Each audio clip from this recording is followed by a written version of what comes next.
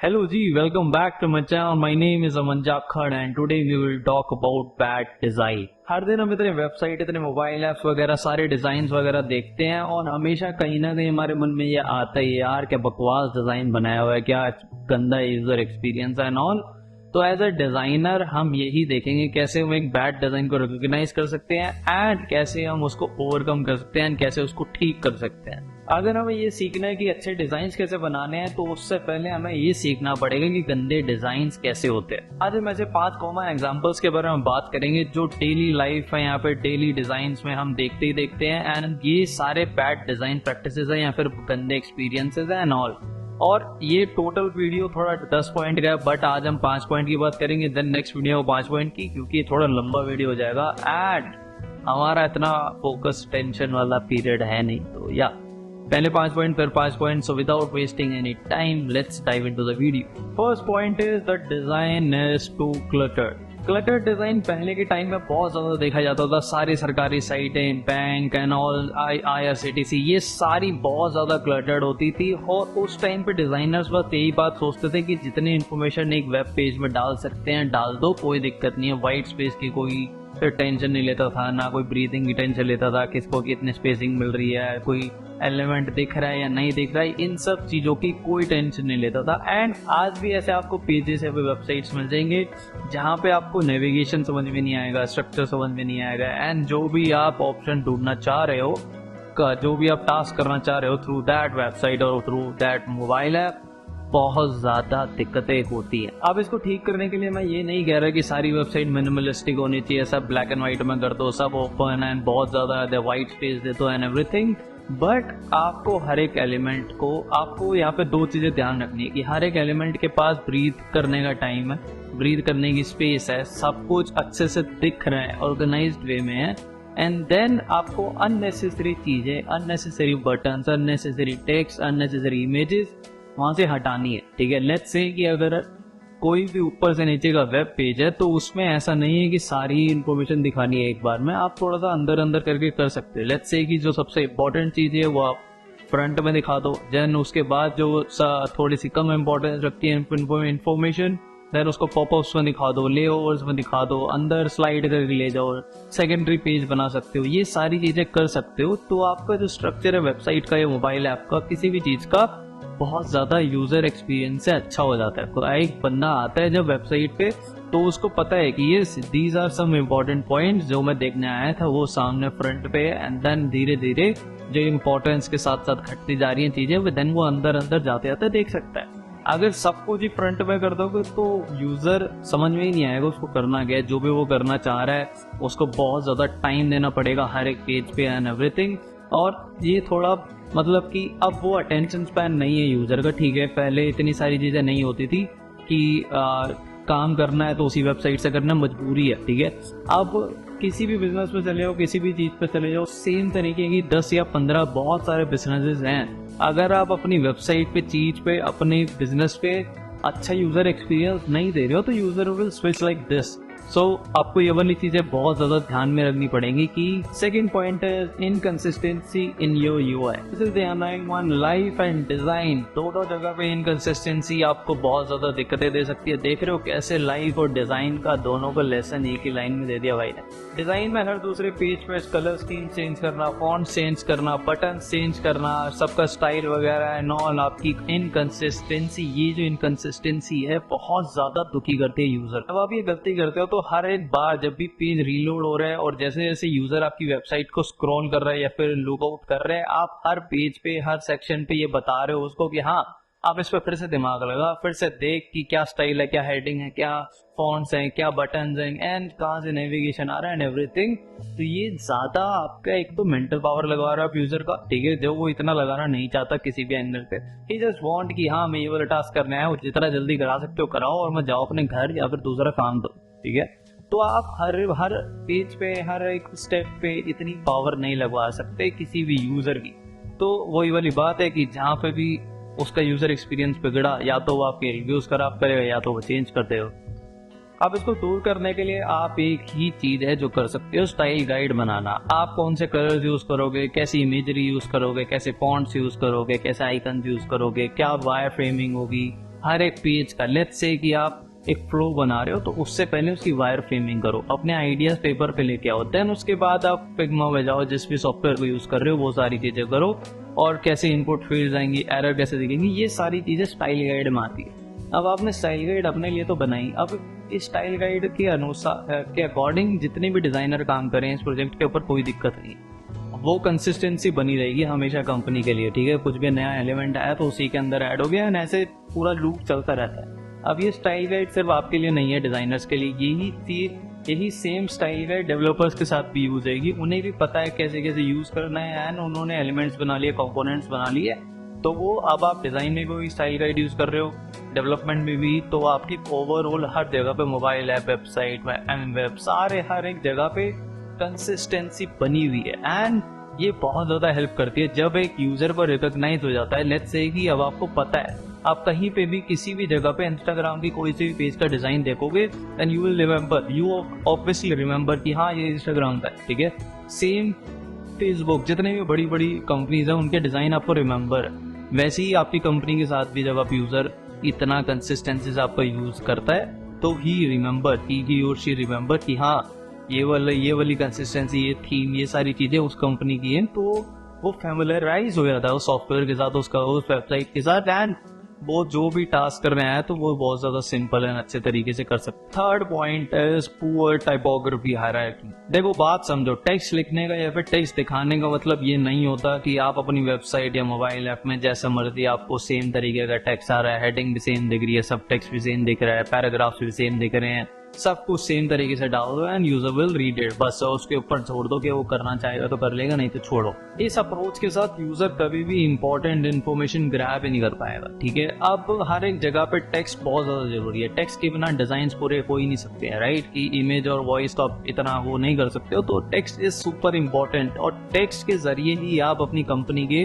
Important messages या फिर important चीजें यूजर को कन्वे करते हो। अब आप ये हायरार्की यूज नहीं करोगे तो आप बहुत ही ज्यादा कि मतलब इतना नुकसान कर रहे हो कंपनी का भी, खुद का भी, तो कुछ भी नहीं बच रहा है। तो इसीलिए हमारे को स्ट्रक्चर्ड वे में हायरार्की डिसाइड करनी पड़ेगी, और वैसे ही फॉन्ट्स वेट्स यूज करने पड़ेंगे। अच्छी टाइपोग्राफी हायरार्की में मोस्टली एक या दो ही फॉन्ट यूज होते हैं, इससे ज्यादा फॉन्ट यूज नहीं होते हैं। कहीं भी किसी भी वेबसाइट में देख लो, मोस्टली एक फॉन्ट या फिर दो फॉन्ट, मैक्स टू मैक्स, इससे ज्यादा कुछ नहीं होता। एंड जब आप ये दो फॉन्ट यूज कर रहे हो तो इनके आप अलग अलग फॉन्ट वेट यूज कर सकते हो, normal, regular, medium, semi bold and everything. Just an example, let's say कि आप किसी मोबाइल ऐप के लिए डिजाइन कर रहे हो and you finalize one font.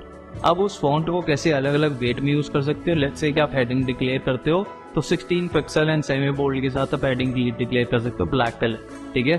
Then उसके वजह पे प्राइमरी कलर आप यूज कर रहे हो। देन उसके बाद आप सब हेडिंग यूज कर रहे हो तो 14 पिक्सल आप उसका सब हेडिंग का साइज रख सकते हो। देन उसके बाद उसकी जो वेट है वो मीडियम या रेगुलर कर सकते हो। देन अगर आप पैराग्राफ्स में आते हो तो 14 पिक्सल ही रख सकते हो, बस उसकी हायरार्की थोड़ी कम करके ग्रेइश साइड पे उसकी कलर लेके जा सकते हो।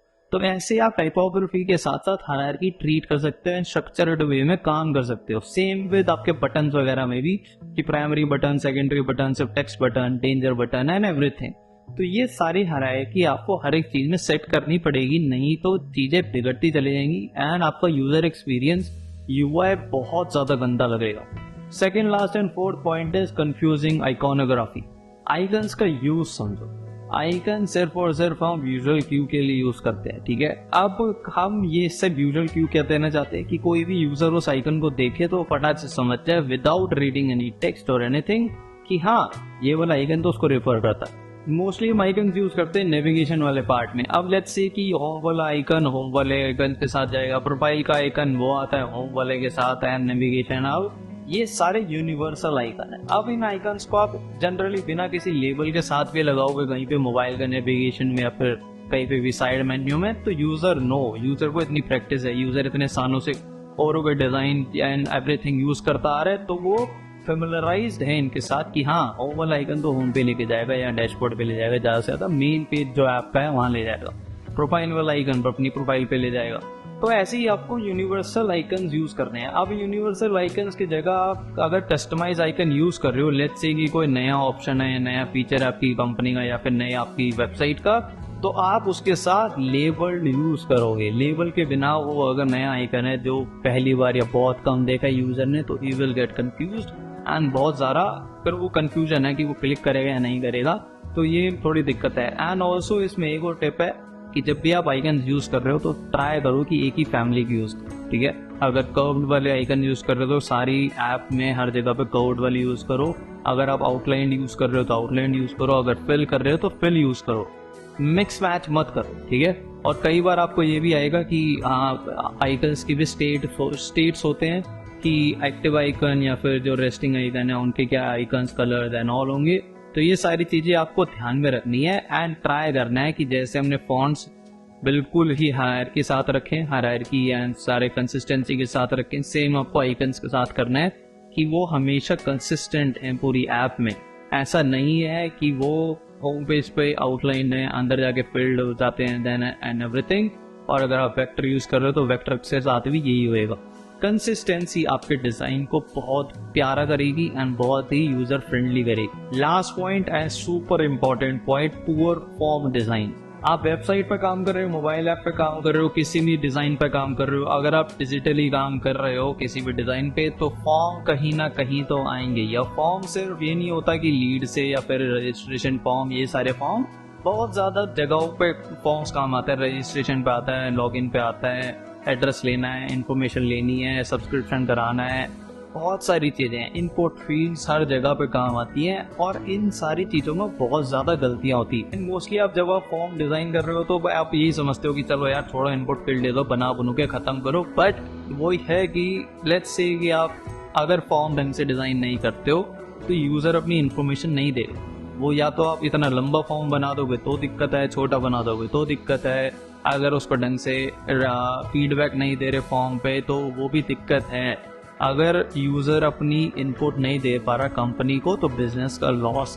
तो इसी वाली थिंकिंग से आपको फॉर्म बनाने की, फॉर्म इज सीरियसली गाली देने वाला था बट या form is important for you and your business. तो उसको इतनी इंपॉर्टेंस देनी है, उसको आप ग्रांटेड नहीं ले सकते कि हाँ फील्ड है बना बनोगे खत्म कर। ये कुछ 4 पॉइंट्स हैं जो आप फॉर्म बनाते गए बिल्कुल अपने दिमाग में डाल लो, कहीं लिख लो, जो भी कर रहा है कर लो, बट ये ध्यान में रखने हैं। ये फॉलो अप करोगे तो आपका जो यूजर इनपुट है वो बहुत ज्यादा इंपॉर्टेंट और बहुत ज्यादा अच्छा हो जाएगा। फर्स्ट पॉइंट इज फॉर्म जितने सिंपल एंड क्विक होंगे उतने ज्यादा बढ़िया है। तो जितने भी अनइम्पॉर्टेंट और फालतू के स्टेप्स हैं आपके फॉर्म में वो सारे हटा दो। बिल्कुल इंपॉर्टेंट फील्ड्स रखो अपने फॉर्म में एंड जितना क्विक कर सकते हो ये पूरा प्रोसेस यूजर के लिए उतना बढ़िया है। फॉर्म का सबमिट बटन बहुत ही अच्छे से विजिबल होना चाहिए, ऐसे नीचे छुपा हुआ नहीं होना चाहिए एंड उसको अच्छे से लेबल करो। अगर सब्सक्रिप्शन वाला फॉर्म है तो उसको बटन में लिखो टेक्स्ट में subscribe now instead of submit. Form बना रहे हो और एरर स्टेट नहीं बनाई तो सीरियसली बहुत बड़ी गलती कर रहे हो। तो अपने फॉर्म की एरर स्टेट बताओ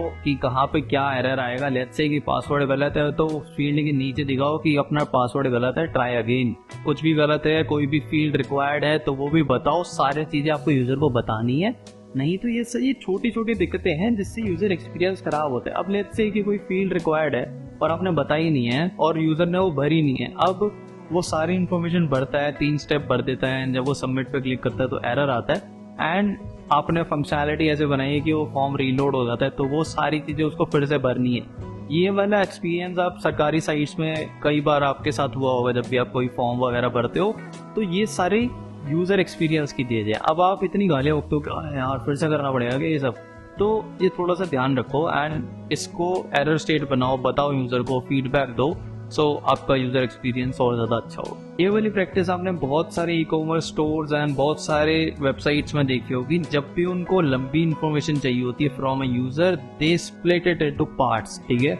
अब जब भी आप किसी भी ई-कॉमर्स साइट पर चेकआउट करने जाते हो तो आपको कितनी इन्फॉर्मेशन देनी पड़ती है। अपना बिलिंग इन्फॉर्मेशन देनी है, अपनी जो एड्रेस है वो देना है, देन आपको चेकआउट करना है। ये 3-4 स्टेप का प्रोसेस है, ठीक है। तो वो एक पेज नहीं देते आपको कि हाँ ये रहा पूरा पेज, ये पूरा चिट्ठा लिखा है और भर दो और खत्म कर, ठीक है। डिस्प्लिटेड कि आपको पहले आपको जो घर की इन्फॉर्मेशन है, एड्रेस देना है, एड्रेस इन्फॉर्मेशन लेंगे, ठीक है। देन उसके बाद आपको चेकआउट वाली जो बिलिंग वाली इन्फॉर्मेशन है वो लेंगे, देन उसके बाद आपको प्रीव्यू है ना, देन आप पेमेंट करो एंड देन आपका कंफर्मेशन। तो ये 4 स्टेप हो गए और जब आप इनमें छोटे छोटे स्टेप में काटते हो तो यूजर को पता नहीं लगता कि हाँ वो इतनी सारी इन्फॉर्मेशन दे रहा है। तो ये आप प्रैक्टिस अपने फॉर्म्स में यूज कर सकते हो एंड ये बहुत ज्यादा कंसाइज एंड बढ़िया एक्सपीरियंस कर देगी आपकी वेबसाइट के लिए। तो सो ये 5 बैड एग्जांपल थे बैड डिजाइन के। अब इसको मैंने बताया भी है, इसको आप कैसे अच्छे से कर सकते हो, क्या क्या गलतियां आप छुपा के, क्या क्या गलतियां ना करके इसको कैसे और अच्छे से अपना यूआई कर सकते हो, यूजर एक्सपीरियंस कर सकते हो। सो आज की वीडियो के लिए इतना ही। अगली वीडियो में पार्ट 2 उसका आएगा और पार्ट 2 में बहुत ज्यादा इंपॉर्टेंट पॉइंट्स हैं, इसके अलावा भी 5 पॉइंट्स और है, तो उसके लिए stay tuned and obviously if you like the video so you know the drill. अपना नीचे जाओ, कमेंट करो, शेयर करो, जो भी करना करिए। And also you can follow me on Instagram, ये मेरा इंस्टाग्राम हैंडल है। सो या आज के लिए इतना ही था। Thank you so much. अगर आपको लगता है कि कोई पॉइंट है या फिर जो मुझसे मिस हो गया हो अगली वीडियो के बाद भी, तो यू कैन कमेंट डाउन। कोई और चीज है जिसके ऊपर आपको डिस्कशन करना है या फिर और कुछ करना है तो you can comment down also. और अगर आप अभी तक देख रहे हो तो थैंक यू सो मच। मिलते हैं अगली वीडियो में, तब तक के लिए अपना ध्यान रखना, घर वालों का ध्यान रखना एंड ये वाली प्रैक्टिसेस, ये वाले बैड एग्जांपल्स अपने दिमाग में रखो। ये बहुत ज़्यादा हेल्प करने वाले हैं अगर आप अभी डिज़ाइन करना स्टार्ट कर रहे हो या फिर अभी भी कर रहे हो। थोड़ा ही टाइम हुआ है, 2-3 महीने, 6 महीने, एंड अभी भी अपने पुराने डिज़ाइन से उठा के देखोगे तो ये कहीं ना कहीं आपको मिल जाएंगी। सब ने करी है, मैंने भी करी है, सब हर डिज़ाइनर करता है ये गलतियाँ। सो या ये बैड एग्जांपल बैड डिज़ाइन के हैं, तो इनको थोड़ा ध्यान में रखेंगे एंड अच्छा डिज़ाइन बनाएंगे, अच्छे से सीखेंगे। सो या थैंक यू सो मच। मिलते हैं नेक्स्ट वीडियो में, तब तक के लिए अपना ध्यान रखना। बाय।